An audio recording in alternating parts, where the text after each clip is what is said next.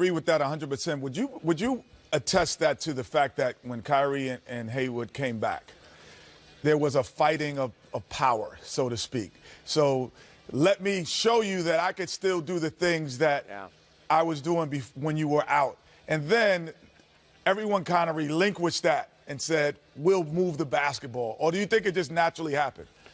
No, I think there was some of that. I think there was really a pecking order struggle a little bit, Kenny. I think a lot of guys were trying to do too much. Like, I had a lot of success last year. The success they had last year was playing off the catch. Now, Kyrie is one of the few guys in the league that can do the 20 dribble and get a great shot off. I mean, he's just so clever with the ball. But everybody, most people in the NBA are quick decision makers. They're catch, drive, catch, shoot, catch, pass.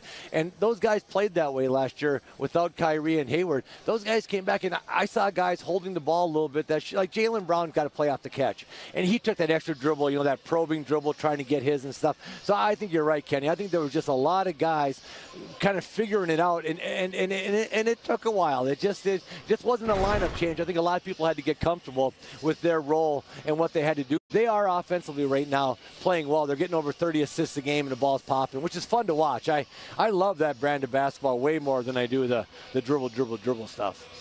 You mentioned those 30 assists. The Celtics right now 11-4 when they have at least 30 assists. And I mentioned Boston earlier. You're obviously in Miami looking at the South Beach backdrop in the background, obviously, so we established that.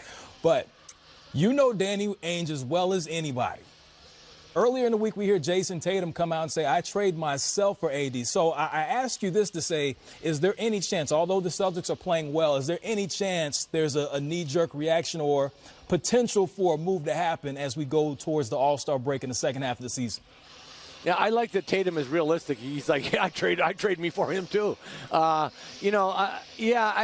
I think they would rather not in Boston. That young group is really good. That young group, they're fun to watch. They have a lot of talent.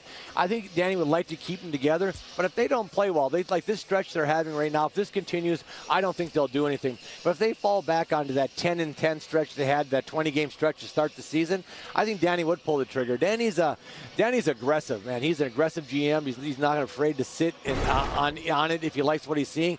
If he doesn't like what he's seeing, he'll make a move. And, you go in with AD and you legitimately have a run if you can get him to sign. He and Kyrie and the guys that would be left. That's a legitimate championship run type team. But I think he'd like to keep this team together, especially with all this youth, but have them play better. And so I think the next few weeks before the trade deadline, like a lot of teams, is going to kind of determine what they do. Of course, Boston's playing the Miami Heat now.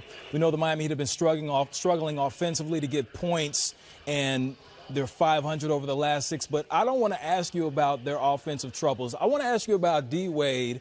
We know about him in The Last Dance, and he's been exchanging jerseys. Now, Udonis Haslem comes out and says, I'm not really with all that. I just want to know your personal thoughts as a vet in this game. What do you think about the jersey swapping at the end of games that's taking place? I'm going to tell you, the last time I talked to a guy before a game, okay? I'm a rookie. Michael Corn went to North Carolina. Kenny knows that. He's a fellow North Carolinian. And he was drafted. I was drafted the same draft. We played in the Pan Am games prior to that, a couple of years prior. So I knew Mike fairly well.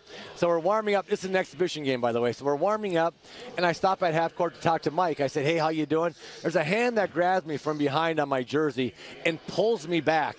It's Dave Collins. And after he said a couple colorful words, he said, unless that guy's wearing a green jersey, we ain't talking to him. That was the last time I talked to a dude. I was not exchanging. He said, I love the way you started the story. Well, it was an exhibition game in my rookie year. He played like 18 years in the league, where 20 years later, he still hasn't talked. I don't even think he talks to Charles right now when he comes over here. He's got to check with Dave Collins before he does that.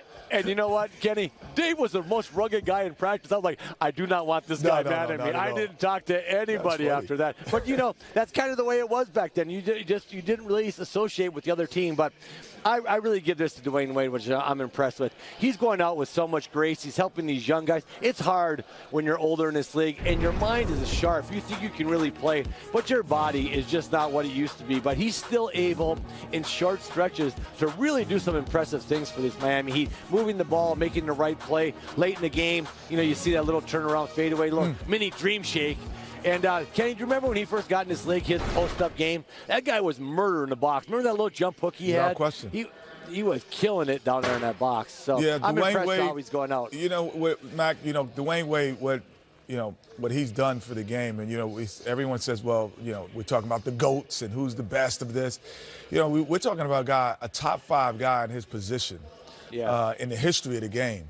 And his ability to create shots and create opportunities for himself and others is paralleled with only a couple of guys. So for him to be able to still do that at this stage of his career where he creates double-team opportunities, even like a guy like Vince Carter's 41, and he had 21 a couple weeks ago, he still can't create double-team opportunities. This guy's creating people to come double him in his last year in the NBA. That's impressive. Which is amazing. If someone double-teamed me in my last year in the NBA, they were idiots. No, if somebody doubled me in my last year in the NBA, I will have another year in the NBA. Hey, K-Mac, thanks for joining us. We're going to enjoy listening to you tonight. We'll see you soon. All right, guys, take care. Good talking with you. Man. Yeah, but see, that's how I measure greatness a lot of times is the ability to create a double team. And as the ball bounces in the background, there's the greatness of a guy who could create a double team. Create a double team and be able to dish and distribute to the best of the best that can shoot from outside and also dominate 2 defenders or 3 if he needed to. That's Shaquille O'Neal, who's on the other side. Exactly. Creating double teams. And when he stopped creating double teams, he said, I'm coming over there with Kenny and Charles and Ernie. He's like, I don't want to be part of that. I don't want to be part of that.